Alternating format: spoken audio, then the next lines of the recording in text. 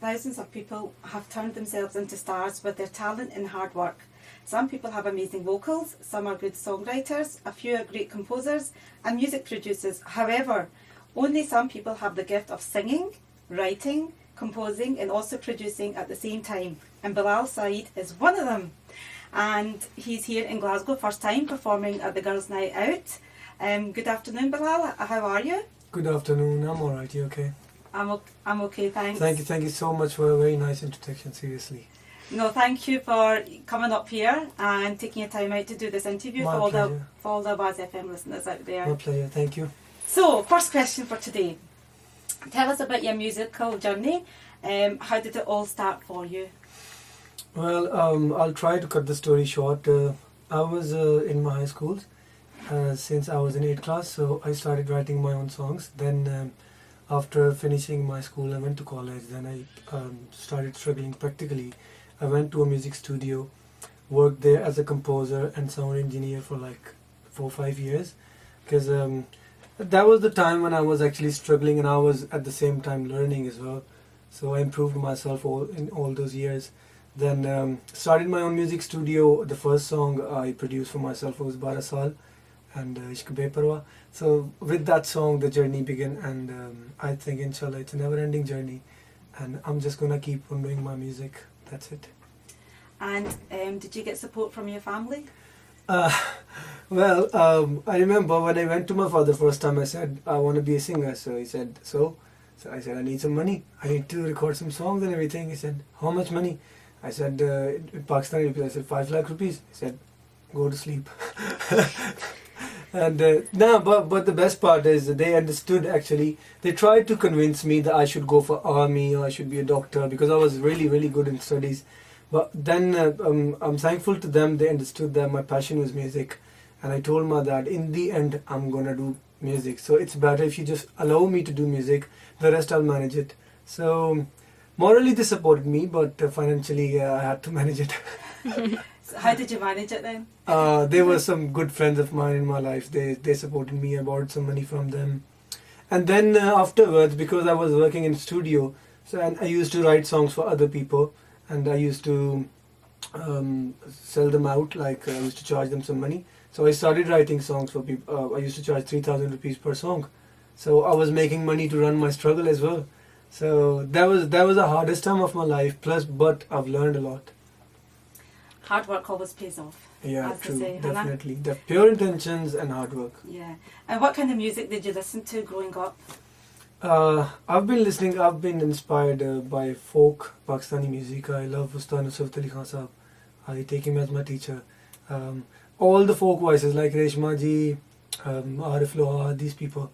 So vocally I was very clear in my mind that which kind of vocal I want for myself. So naturally the husky tone was there in my throat. So I just tried to improve it more and more with the practice and everything. Mm-hmm. Was it difficult to get recognition in the music industry?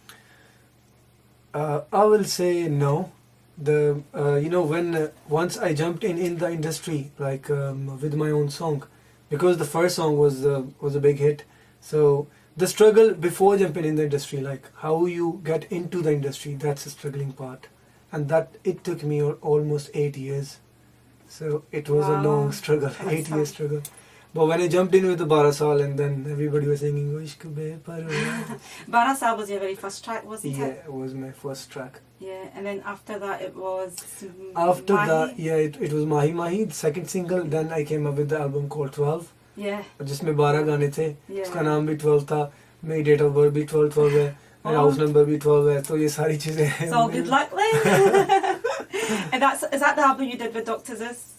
Yeah, Dr.Zeus produced 4 tracks in my album. Yeah. That was a very good experience because I till now I'm a fan of his music. So that was an opportunity for me when they approached me and saying that we want to do a remix of Bara Saal, because Bara Saal was produced myself and was being released in Pakistan already.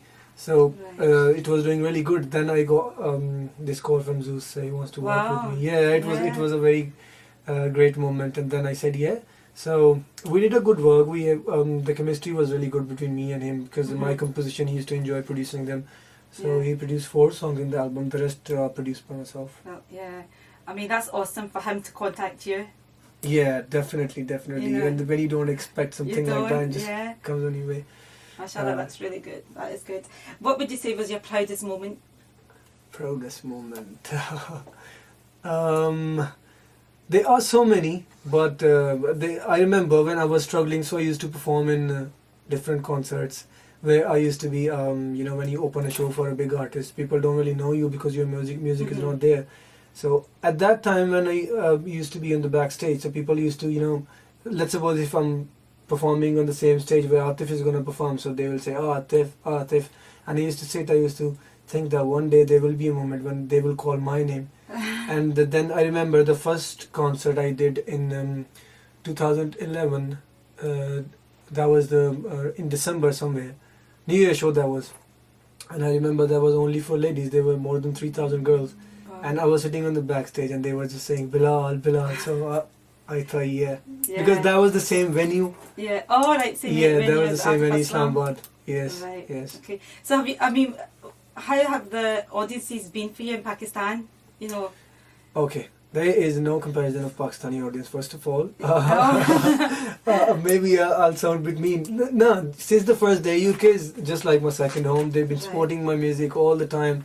They appreciate me a lot. But with the Pakistani audience, I'll give you an example. When I go to the concert, so it's like, first of all, they need to make so many extraordinary arrangements to get me in the venue because people are on the way, they block your car, they'll just, so they are crazy, they're so passionate. So the love, that's just amazing. We're passionate here in Glasgow as well, but we've got the laws here.